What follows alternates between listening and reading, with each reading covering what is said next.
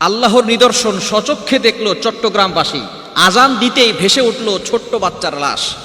চট্টগ্রামের এক নদীতে ছোট্ট বাচ্চা পড়ে সেখানে দুনিয়া থেকে বিদায় নিয়েছে। সেই বাচ্চা ডুবে গিয়েছে, তার লাশ উদ্ধার করার জন্য ডুবুরি এসেছে। 24 ঘন্টা ধরে এই লাশ খুঁজেছে, কেউ পায় নাই।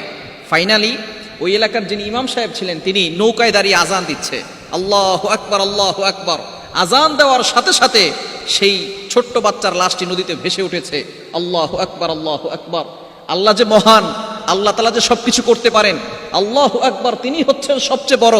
এটার সচক্ষে প্রমাণ পেয়েছে চট্টগ্রামবাসী এবং বাংলাদেশের সকল মানুষ। এই বিষয়টি দেখেছেন, যারা সোশ্যাল মিডিয়া ইউজ করেছেন তারা অনেকেই দেখেছেন।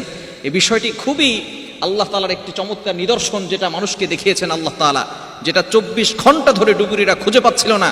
আল্লাহু আকবার বলার সাথে সাথে সেই লাশটা ভেসে ওঠা, এটা আল্লাহ তাআলার অন্যতম একটি নিদর্শন। বিশেষ করে পানি কার কথা শুনে একটু বলেন তো? পানি বলেন, আগুন বলেন, এই আসমান জমিনে যা কিছু আছে, এভরিথিং, সব কিছু আল্লাহ তাআলার কথা শোনে। তো পানি কার কথা শোনে? আল্লাহর কথা শোনে। আল্লাহু আকবারের স্লোগান যখনই দেওয়া হয়েছে, আজানের শব্দ শোনার সাথে সাথে পানি কেমন যেন তার ভিতর থেকে সেই ছোট বাচ্চাটার লাশটা বের করে দিয়েছে। এজন্য আল্লাহ তাআলার যারা আল্লাহ তাআলাকে মানতে চায় না, বলে আনসিং ইজ নাথিং, যেটা দেখি না সেটা বিশ্বাস করি না, তাদেরকে আল্লাহ পাক রব্বুল আলামিন কেমন যেন চোখে আঙুল দিয়ে দেখিয়ে দিয়েছেন, আল্লাহর নাম নিয়ে আল্লাহ পাক রব্বুল আলামিন সবকিছু সহজ করে দেন।